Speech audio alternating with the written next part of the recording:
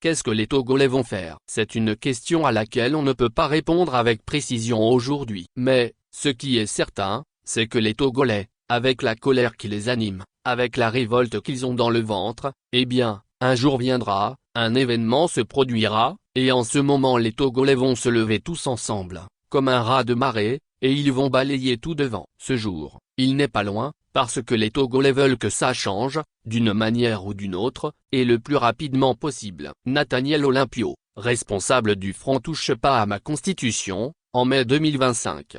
Faure Gnassingbé, contrairement à ce que l'on pourrait croire, doit être aujourd'hui le plus malheureux et le plus inquiet sur la terre togolaise. Et pour cause, celui qui vient de se ménager une présidence à vie en marchant sur la volonté populaire, en crachant sur la dignité de ses concitoyens, avec tout ce qui se passe comme critique et réprobation au Togo, dans la sous-région et en Afrique, ne peut pas rester indifférent à l'intérieur de lui-même même s'il a un cœur aussi dur pour pouvoir résister à la souffrance de son peuple. Oui, le désormais, supposé collègue de la présidente du Conseil italienne Giorgia Meloni, du Premier ministre britannique Keir Starmer ou du nouveau chancelier allemand Friedrich Merz, devrait avoir aujourd'hui beaucoup de soucis à se faire, au lieu de fêter une quelconque victoire politique. Le Premier ministre, le chancelier ou encore le président ou la présidente du Conseil, malgré la différence dans la dénomination, est le chef du gouvernement de son pays. Dans tous ces pays dotés d'une tradition démocratique, le chef du gouvernement, à la moindre crise, au moindre scandale, peut voir sa coalition au Parlement voler en éclats et être renversée à tout moment, ouvrant ainsi la voie à de nouvelles élections. Un scénario impossible au Togo à cause d'un Parlement à 99,9% monocolore, aux ordres et de surcroît issus des élections truquées. Donc comme on le voit, il ne suffit pas de copier des titres ou des attributions des chefs de gouvernement en usage dans les pays démocratiques, et les transposer dans un pays, comme le Togo, pour être un régime démocratique.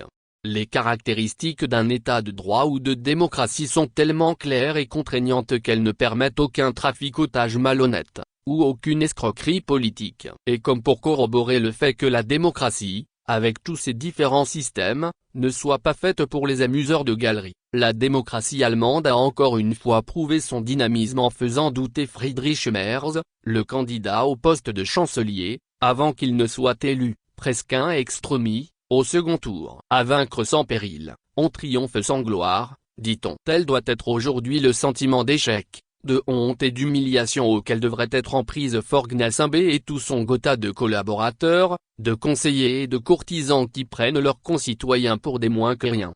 Après la prétendue prestation de serment dans la précipitation, samedi 3 mai 2025, qui ne fut qu'un fiasco total, la supposée 5e République contente d'imposer au peuple togolais, semble avoir du plomb dans l'aile. Ce qui s'est passé ce samedi noir à Lomé ne fut qu'une cérémonie de souillure des symboles de la République, à commencer par la vraie constitution togolaise de 1992. Pressé de rendre effectif son coup d'état constitutionnel, comme il en a pris l'habitude depuis 2005, le prince héritier togolais, qui n'a aucun respect pour ses concitoyens, laisse traîner dans la boue les armoiries de la République. En effet, l'autre indétrônable turiféraire du régime de dictature, depuis le père Eyadema, l'octogénaire Barry Moussa Barké, président d'un Sénat dont les Togolais n'ont pas besoin, ayant battu tous les records dans le domaine des scandales financiers en toute impunité, grand chancelier, retourne s'asseoir parce que les armoiries de la République qu'il devrait remettre au nouveau président du Conseil, Faure Gnassingbé, sont introuvables. Bienvenue dans la République bananière appelée Togo. 16 chefs d'État ont pris part, le même jour, samedi 3 mai 2025, à la cérémonie de prestation de serment du nouvellement élu président du Gabon, Oligui Nguema, à Libreville, pendant que Faure Gnassingbé avait dû se contenter de son cercle de courtisans et de fidèles pour la même cérémonie à Lomé. Pourquoi des présidents africains, dont certains de la sous-région ouest africaine, ont préféré se rendre au Gabon, plutôt qu'au Togo? Aucun représentant de l'UA, Union africaine, ni de la CEDEAO. La diplomatie de mensonge de notre ministre des Affaires étrangères, Robert Duss, habitué à sauter d'avion en avion, gaspillant ainsi l'argent des Togolais qui tirent le diable par la queue, n'a-t-elle pas fonctionné? Tout le monde en Afrique est-il désormais au courant de ce qui se passe d'inhumain et de politiquement inacceptable au Togo depuis plus d'un demi-siècle?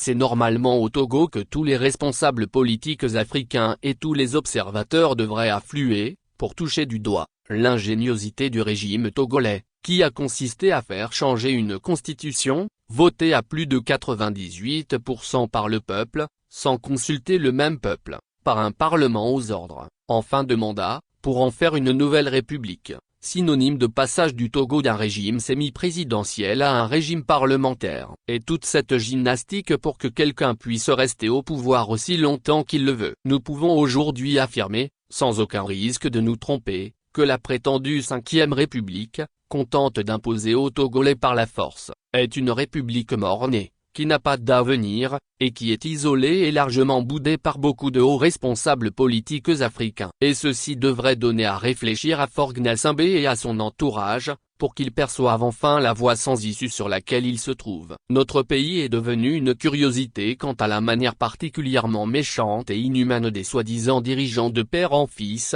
de traiter leurs concitoyens. Et l'hérésie de la 5e République est venue éloigner davantage le Togo du concert des nations respectables. Dans un de nos derniers articles nous affirmions que les jours du régime de Faure Gnassingbé étaient comptés, et que la balle se trouverait désormais dans le camp du peuple togolais, de son opposition et de sa diaspora. Que ceux qui peuvent aider à la libération du Togo, quelle que soit la couche de la société à laquelle ils appartiennent, le fassent. Ils auront le soutien de tout le peuple martyrisé qui ne veut aujourd'hui qu'une chose, que ça change, d'une manière ou d'une autre, et le plus rapidement possible. Samari Tchadjobo, Allemagne. Actualité, opinion politique Togo.